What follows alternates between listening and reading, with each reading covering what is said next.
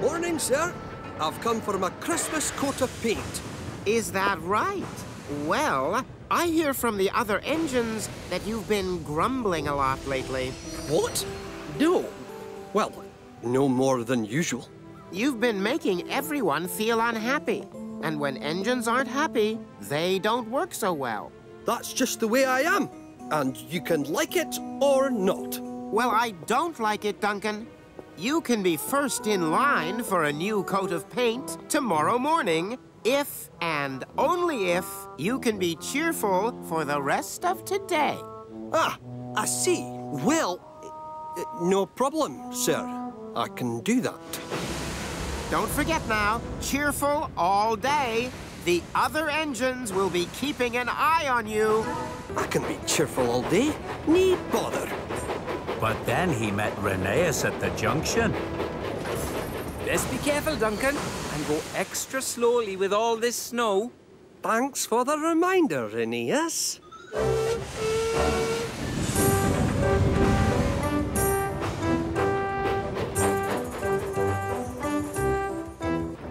Ah, hello there, Duncan. Everything all right? Completely fine. Thank you.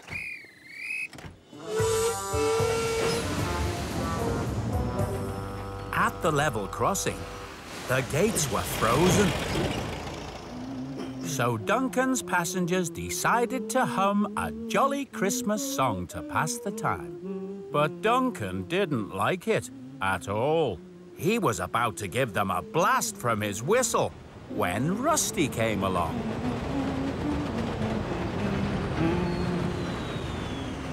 What a lovely song, Duncan. Isn't it? And then poor Duncan got stuck behind Luke, who was struggling up a slippery slope. For buffer's sake, Luke, what's the hold-up? Rusty saw that Duncan had forgotten to be cheerful.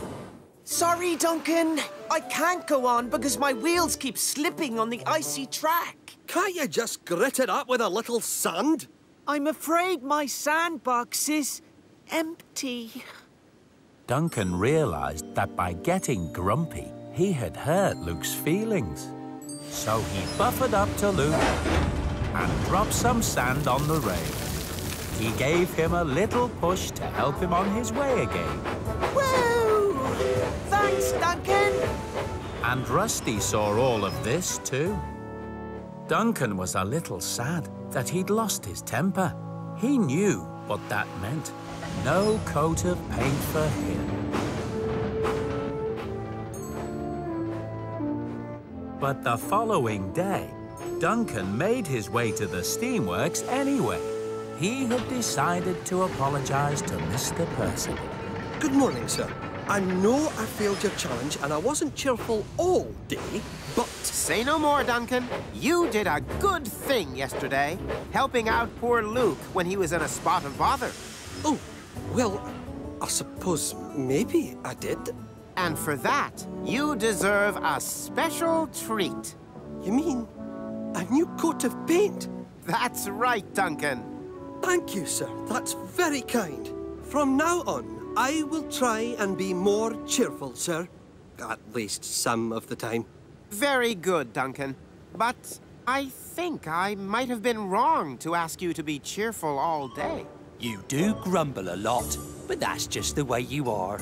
And it doesn't make you any less useful. Merry Christmas to you, Duncan. Merry Christmas to one and all. Bah, humbug.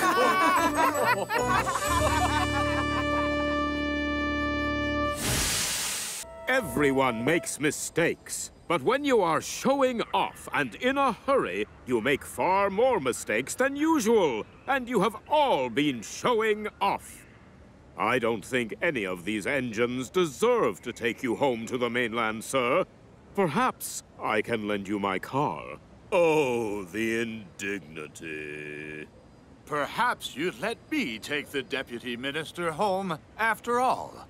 You, Spencer? I can learn from my mistakes, sir. I just need to be given one more chance. Spencer is right. Everyone deserves a second chance. I will forget what happened today. And maybe tomorrow I can come back and see how the railway really runs on Sodor. Yes, sir. Thank you, sir.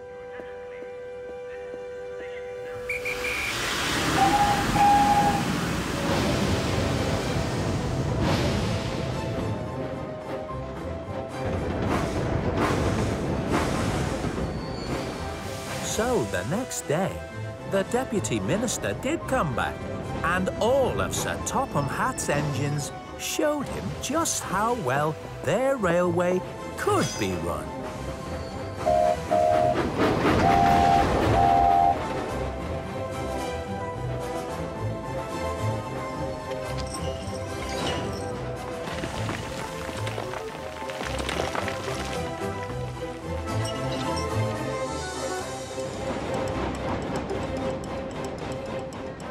Excellent, Sir Topham Hatt. You run a very fine railway indeed. I told you they were really useful engines.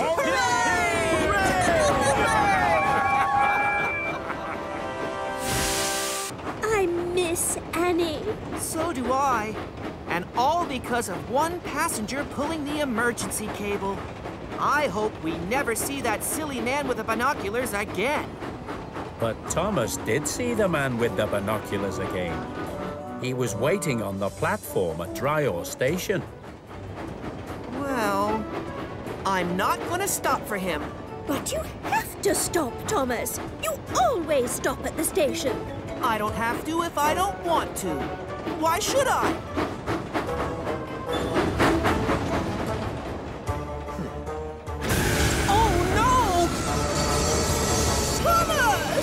Someone had pulled the emergency cable again. But it couldn't have been the man with the binoculars because he was still on the platform. I say, that was my stop back there. I need to get off the train.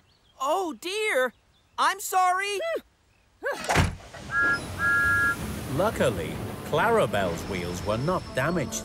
So Thomas backed into the station to let the lady with the very big hat off the train and let the man with the binoculars get on.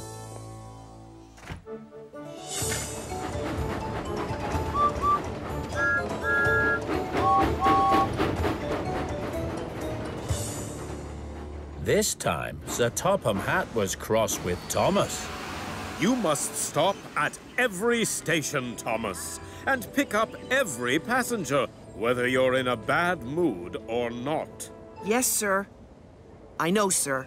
The man with the binoculars may have pulled the emergency cable when he shouldn't have, but he said he was sorry, and I think he learned his lesson. I'm sorry, sir, and I've learned my lesson, too. At last, Annie got a new wheel and came back to work with Thomas and Clarabelle. Thanks for getting me a new wheel, Thomas. How did Victor find one so quickly? I told him it was an emergency.